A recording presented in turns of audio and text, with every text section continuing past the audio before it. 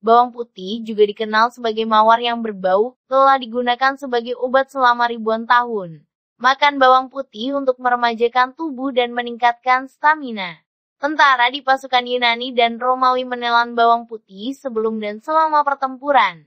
Orang Eropa secara teratur memasukkannya ke dalam makanan mereka selama wabah, dan tentara menggunakannya sebagai antibiotik. Sifat antiseptik ramuan tersebut kemudian dikonfirmasi oleh ahli kimia dan mikrobiologi Louis Pasteur. Jelas tidak diperlukan seorang ilmuwan untuk menyadari manfaat yang diberikan. Tetapi pengamatan dan laporan Pasteur menyebabkan penggunaannya sebagai pencegahan gangren selama Perang Dunia. Dan juga Albert Schweitzer untuk mengujinya sebagai pencegahan disentri di Afrika. Sebagai sayuran UMBI, ia dapat ditanam hampir di mana saja. Meskipun cuaca musim dingin yang lebih dingin menghasilkan UMBI yang lebih sehat dan beraroma. Dikenal relatif bebas penyakit dan hama. Meski demikian, berkebun membutuhkan perhatian, dan tanaman bawang putih membutuhkan air, pupuk, dan penyiangan dalam jumlah yang cukup. Setelah dipanen, gantung hingga kering di tempat yang sejuk, lapang dan teduh. Bawang putih dapat disimpan hingga 4 bulan dalam wadah yang sesuai, bernapas dan sejuk. Seperti yang telah disebutkan, bawang putih secara historis dihargai sebagai obat untuk berbagai penyakit dan keluhan.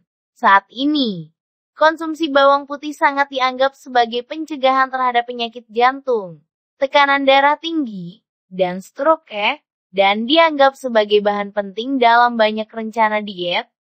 Bawang putih dikaitkan dengan penurunan kolesterol jahat LDL dan meningkatkan baik HDL. Ini membantu mencegah penumpukan plak di arteri kita serta pembentukan gumpalan darah, yang merupakan penyebab utama serangan jantung dan stroke. Bawang putih yang baru dipotong atau ditekan mengeluarkan hidrogen sulfida, disinfektan yang membantu membunuh kuman di dalam tubuh. Setelah bawang putih dikonsumsi, tubuh kita menyerapnya ke dalam aliran darah, yang kemudian membawanya ke berbagai organ. Dan dengan demikian, memanfaatkan kulit, usus, saluran kemih, dan sistem pernapasan kita dengan khasiat penyembuhannya. Makan bawang putih sepanjang hari dikatakan bisa meredakan bisul. Bawang putih adalah cara yang bagus untuk memanfaatkan kualitas antibiotik, meskipun memakannya mentah lebih baik. Perhatikan bahwa beberapa ahli menyarankan wanita yang sedang hamil atau menyusui sebaiknya tidak mengonsumsi bawang putih dalam jumlah besar. Kaya akan minyak esensial, senyawa alicin adalah zat aktif bawang putih. Alicin bertanggung jawab atas aroma harum UMBI dan sejumlah khasiat penyembuhannya. Bawang putih juga merupakan sumber selenium yang bagus bermanfaat bagi sistem reproduksi dan tiroid, vitamin B, mangan untuk kesehatan tulang, produksi kolagen, dan kontrol gula darah, dan kalsium. Minyak esensial dalam bawang putih terkenal memiliki khasiat antivirus, anti jamur, dan antiseptik yang kuat, dan banyak digunakan untuk pengobatan pilek dan bronkitis. Infus madu bawang putih buatan sendiri, yang terdiri dari 1 tetes minyak esensial, yang dicampur dengan 1 cangkir madu dapat membantu meringankan gejala pilek, sakit tenggorokan, dan radang tenggorokan. Wanita hamil dan ibu menyusui sebaiknya tidak menggunakan infus ini, dan minyak esensial hanya boleh digunakan di area yang berventilasi baik.